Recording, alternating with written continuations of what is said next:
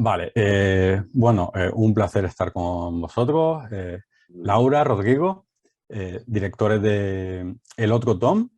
Contadme un poquito así para quien no sepa nada de la película, qué es lo que se va a encontrar cuando vaya a verla. Bueno, El otro Tom es una película de alguna manera que se centra en la vida de dos personajes, fundamentalmente una madre y un hijo. Una madre muy joven, madre soltera, que a la vez tiene una vida como muy precaria en un sentido como económico, y un niño bastante inquieto que da bastantes molestias en la escuela y al cual se le diagnostica un trastorno por déficit de atención.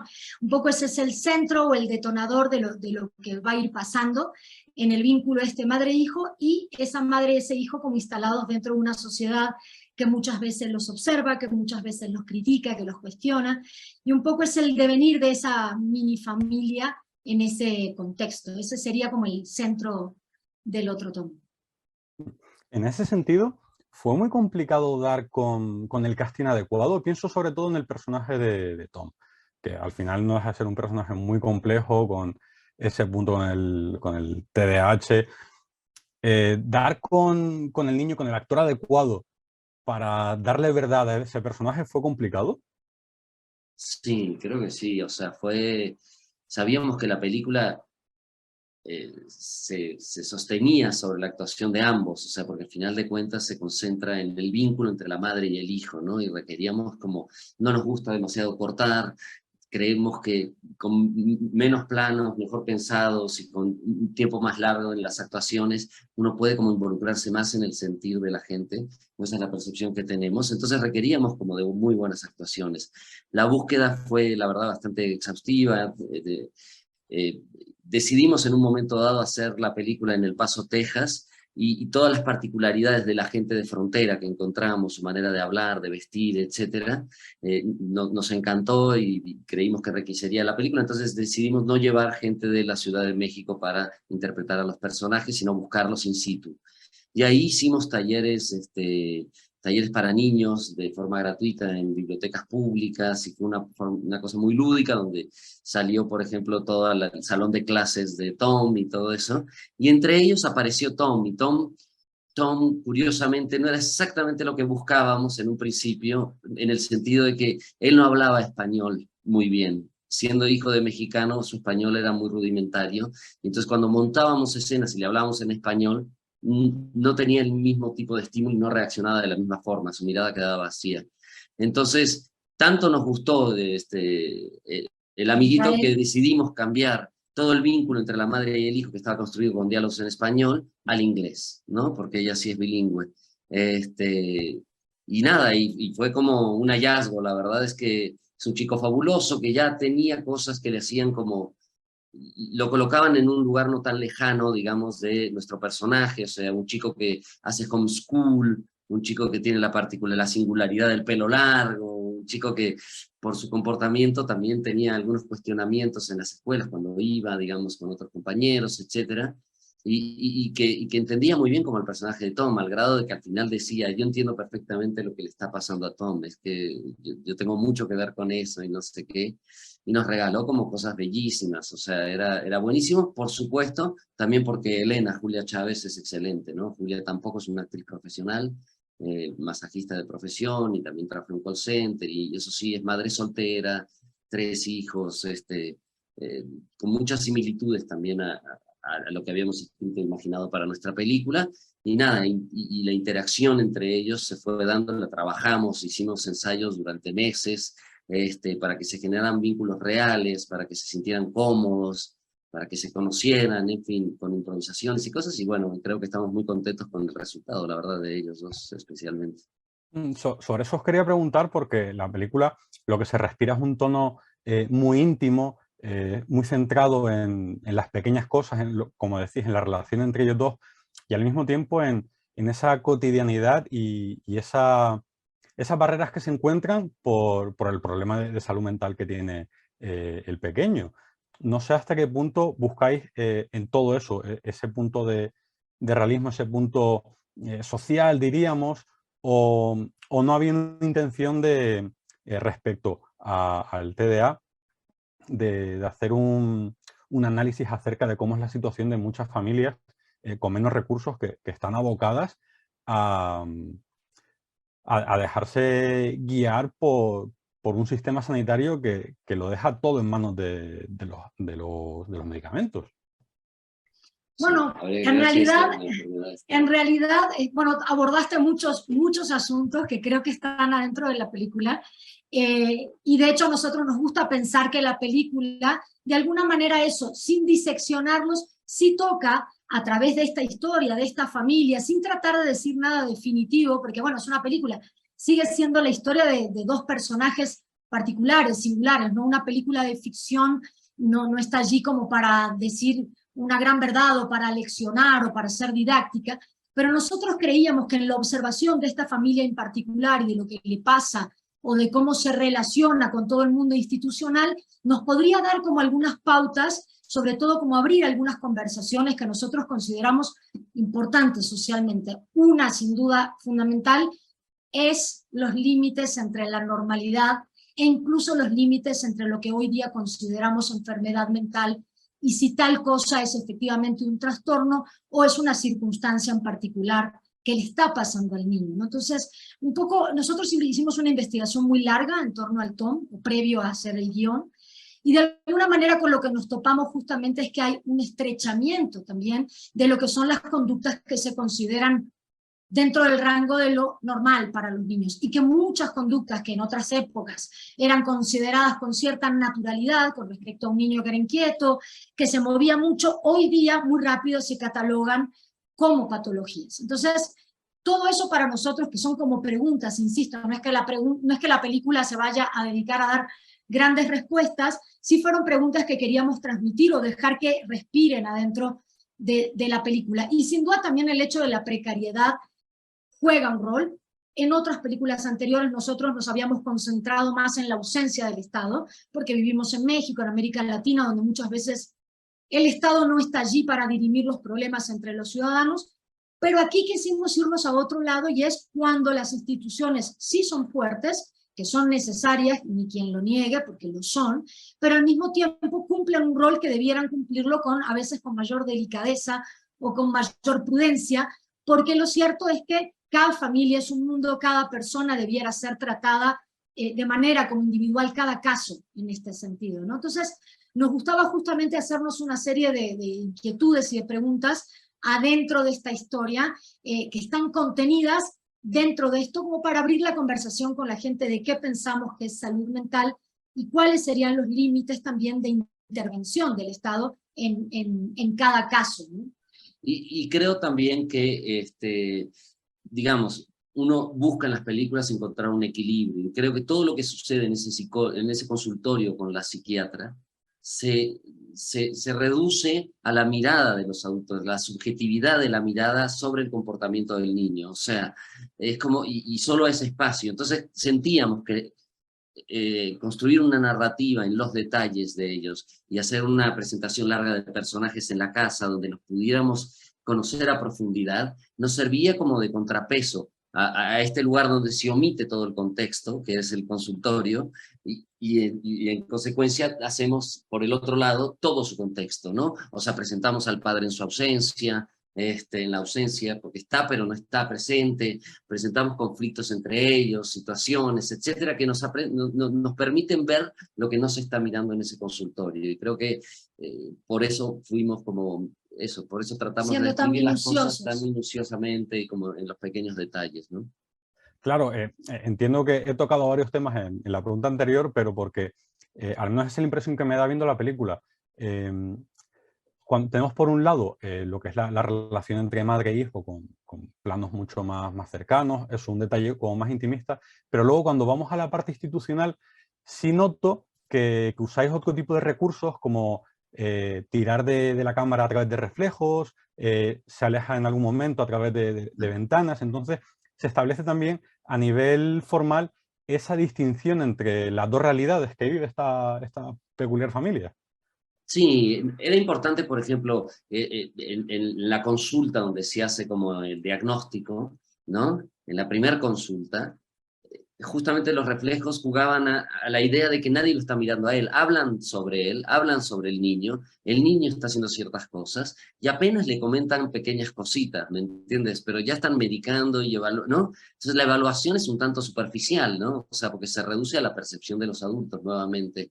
Y fuimos construyendo también a partir de cosas que encontramos en el lugar, porque filmamos en un hospital psiquiátrico antes de la pandemia. Entonces descubrimos como, por ejemplo, que había ciertas consultas que se hacían a través de las cámaras. Y entonces eso lo fuimos incorporando porque sentíamos que de alguna manera subrayaba la idea de la distancia, ¿no? El abordaje superficial. Del abordaje superficial, digamos, bueno, luego las cámaras con la pandemia se popularizaron. Y ya no llama tanto la atención. Ya no llama tanto la atención, pero no, eso que en 2019 estábamos rodando, filmando, nos pareció como sumamente clarificador. El hecho de que pudiera a un niño ser atendido como a distancia y desde otro lugar, y lo poco que se ve, incluso este juego de, a ver, mírame Tom, ¿no? Levanta la cara como para ver si está haciendo algo extraño. Entonces nos pareció como muy interesante y muy eso, que lo dejaba como de una manera bastante clara, lo lejos que podían estar a veces los especialistas de la salud de los niños, ¿no? Y los adultos en general que observan, porque incluso en la primera secuencia donde el niño hace algo en la clase, en la primera secuencia de la clase, donde está buscando algo en su mochila y cuando lo va a buscar la maestra y todo, pasan dos cosas que son importantes. Primero lo llama por otro nombre, o sea, estamos hablando de una maestra que ni siquiera lo conoce tampoco a profundidad, ¿no? Y lo que acontece tampoco es tan claramente para ella, que lo conoce poco y su evaluación es a partir de los horarios escolares y de los encuentros en la escuela, tampoco es que sea algo tan problemático o tan claramente un enfermo de algo, ¿me entiendes? Simplemente es un niño que tiene una reacción a una circunstancia determinada, etcétera, y ella, de alguna manera, lo clasifica y lo coloca en el lugar de el niño problema, y eso acarrea como toda la situación de, bueno, terminar sí, es como una bola de nieve. Es una bola de nieve. Pero también son toda gente que tiene cierta distancia y que sin embargo como que evalúa, ¿no? Y juzga.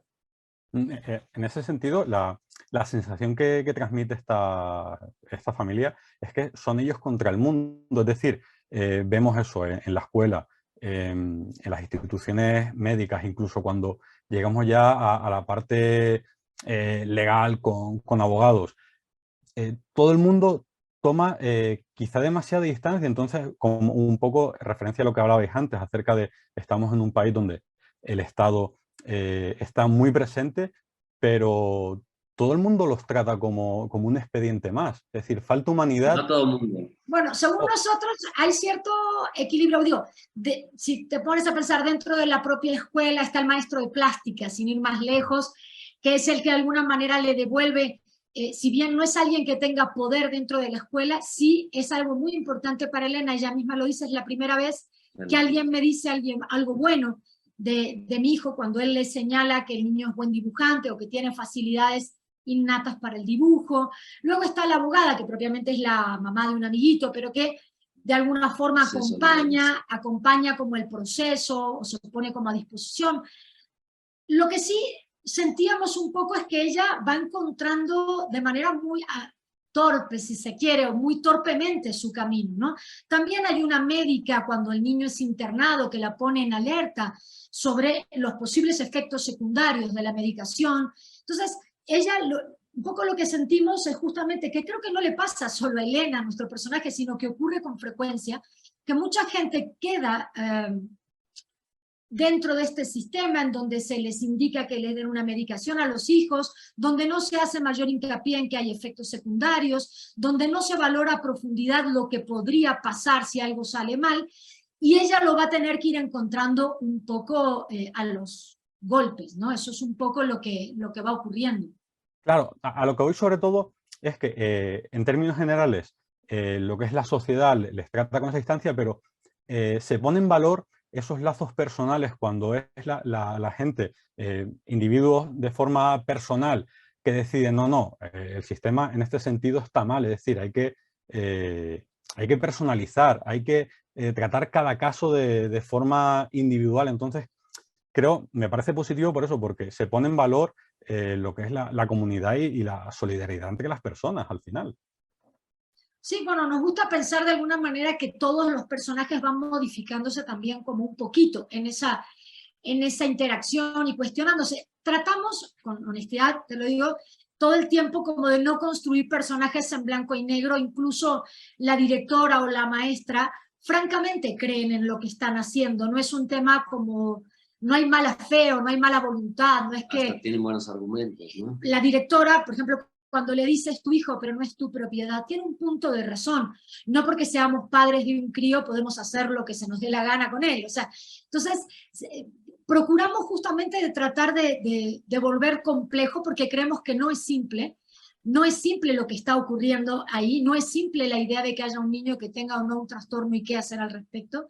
Y por eso mismo tratamos de no simplificarlo como a través del abordaje de la película, sino por el contrario, que hubieran como distintos puntos de pensamiento, incluso para el espectador, para el que mira, que no sea tampoco tan sencillo ponerse a favor o en contra como si fuera un partido de fútbol, sino más bien que obligue a las personas que están allí como a pensar en qué harían ellos mismos en una situación como de esa naturaleza, ¿no?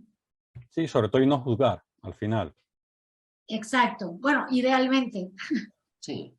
Hacemos un esfuerzo importante, nunca juzgar a nuestros personajes, por supuesto, o sea, más bien encontrarle como ciertos lugares de empatía o de sí, y abrir de alguna manera sus vidas, abrir como sus vidas a la mirada del espectador y en todo caso dejar en manos del espectador la opinión que vendrá. Eso nos parece como muy importante, dejar siempre un espacio para que los espectadores construyan también su propio punto de vista de lo que están mirando, no decirles nosotros lo que está bien, lo que está mal, de hecho porque ni siquiera lo tenemos tan claro, y entonces nos parece como mejor dejar como ese espacio abierto, ¿no? Para el que mira.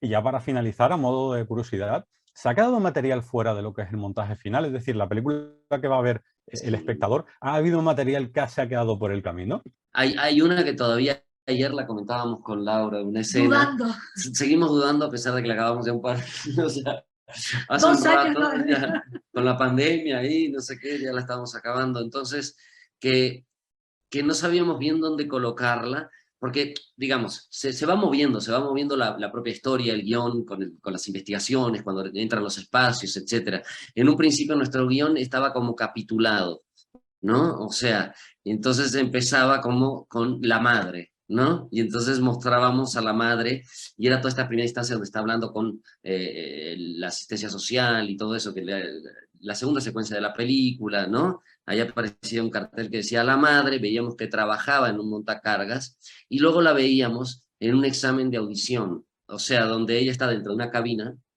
y levantaba la mano, ¿viste? Te van mandando como sonidos de diferentes frecuencias y ella iba parando un poco, señalando, aquí no oigo nada, no oigo, ¿no? Y era muy bonita la escena, porque después se hace referencia a eso y es algo que no queda tan cerrado. No quedó tan, nosotros hoy día decimos, bueno, no es tan claro, esa escena tal vez hubiera sido más clara, pero como que no hallamos mucho, y era muy bonita. Era preciosa, pero sentíamos que retrasaba un poco como el arranque de la película, ¿no? Exacto. Es difícil saber, pero sí. Hay varias. Después cuando iban a ver también una llamada. Hay algunas que se quedaron fuera. Es que el guión también tuvo muchas etapas y una construcción. No era un guión breve, pero bueno, después en la sala de edición las historias se siguen transformando y uno acaba dando a luz de alguna manera o sacando la que cree que es la opción que más le gusta, aunque 2 años después dudes otra vez. Bueno, igual para la edición en Blu-ray como contenido extra no estaría mal. Exacto. Deberíamos incluirlo. Pues nada más, muchísimas gracias. No, ha sido gracias, un placer charlar este ratito con vosotros y que haya mucha suerte con el estreno aquí en España de la peli. Ojalá que sí, muchas gracias. Chao.